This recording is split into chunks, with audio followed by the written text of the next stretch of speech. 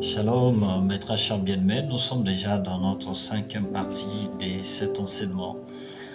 Voilà, Genèse chapitre 1, verset 26 au verset 27, la parole dit « Faisons l'homme à notre image selon notre ressemblance ».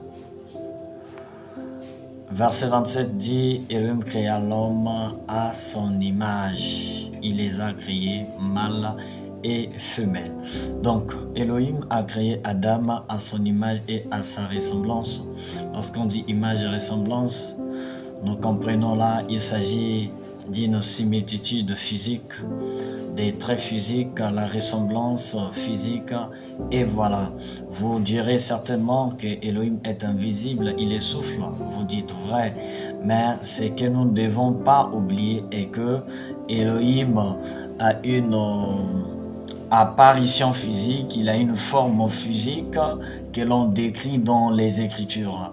Daniel chapitre 7, on va lire ça, Daniel chapitre 7, verset 9.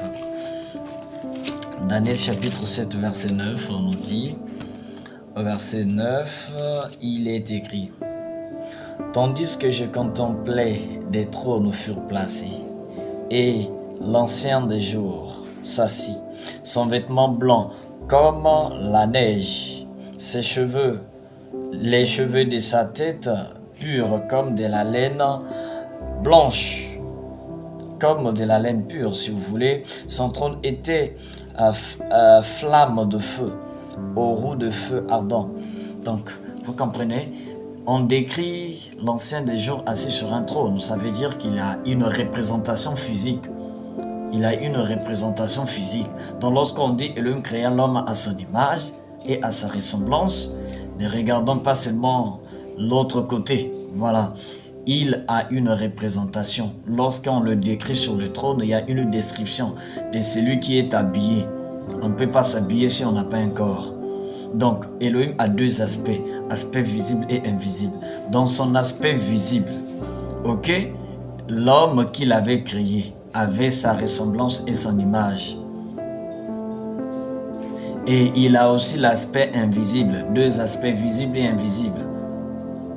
Donc, dans l'aspect invisible, chez l'homme, nous avons le souffle, nous avons l'âme. Voilà.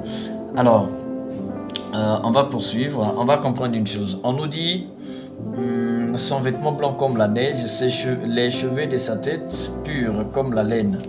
Regardez sur vos écrans, il y a la laine là. La laine, lorsqu'on dit que tes cheveux sont comme de la laine, cela voudrait tout simplement dire que tu as des cheveux bouclés ou crépus. Alors, ceux qui ont des cheveux crépus ou bouclés, c'est quel peuple là? C'est le peuple qu'on appelle communément le peuple noir ou bien les Africains. Donc, la parole nous décrit sur le trône, l'ancien des jours, c'est-à-dire Elohim, sur sa tête, il a des cheveux bouclés, crépus. Donc, le cheveu qui ressemble aux cheveux des Africains. Comme vous voyez avec cette dame, la laine, c'est ça. C'est ça qu'on appelle la laine pure. La laine blanche, c'est ce que vous voyez là. Nous allons partir avec Daniel chapitre 10, verset 5 au verset 6.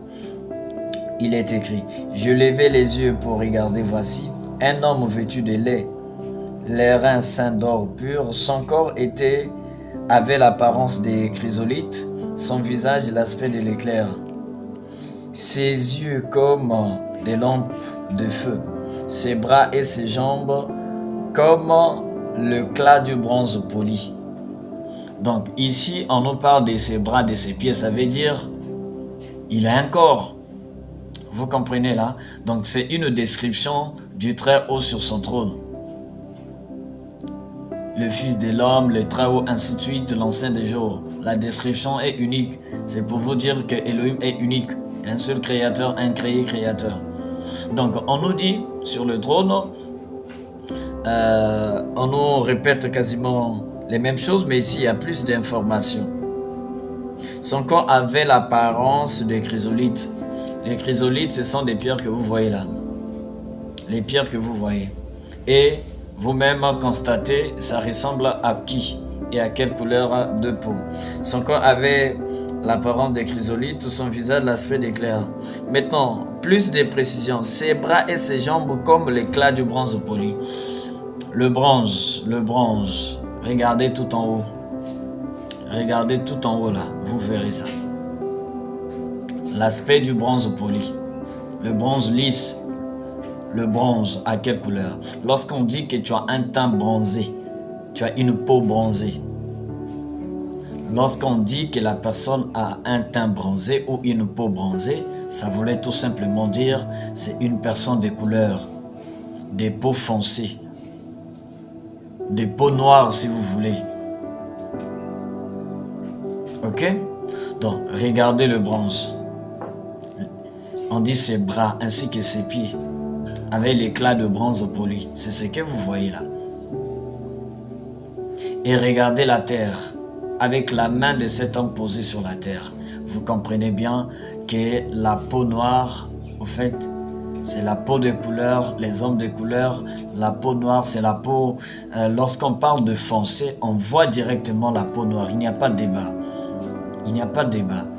Et le limon est noir. Car dans d'autres versions, on dit que l'homme a été créé, tiré de la poussière de la terre. Mais lorsque je prends d'autres versions, on nous dit que l'homme a été créé à partir du limon de la terre. Le limon est noir. Voilà le limon, voilà la terre. En forme de bronze là. Regardez le bronze, statue en bronze. Je pense que vous avez une idée. Alors, on ne va pas s'arrêter là. On prend Révélation, Apocalypse chapitre 1, verset 13. Verset 13 au verset 14. Je vais lire. Apocalypse 1, 13, 14. On dit, et au milieu des candélabres, comme un fils d'homme, ça c'est le fils de l'homme, revêtu d'une longue robe serrée, serrée à la taille par une ceinture en or. Verset 14.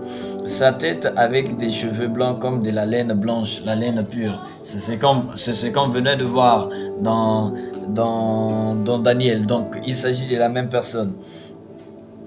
Ok, comme de la laine, ses yeux ardentes comme des flammes, ses yeux comme une flamme ardente. 15, on prend 15 aussi, s'il vous plaît.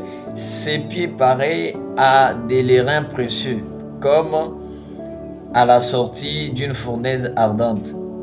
Dans une autre version, on dit ses pieds pareils à du bronze poli, aux sorties comme s'il a été embrasé dans une fournaise ardente. Le bronze poli comme s'il a été embrasé dans une fournaise ardente.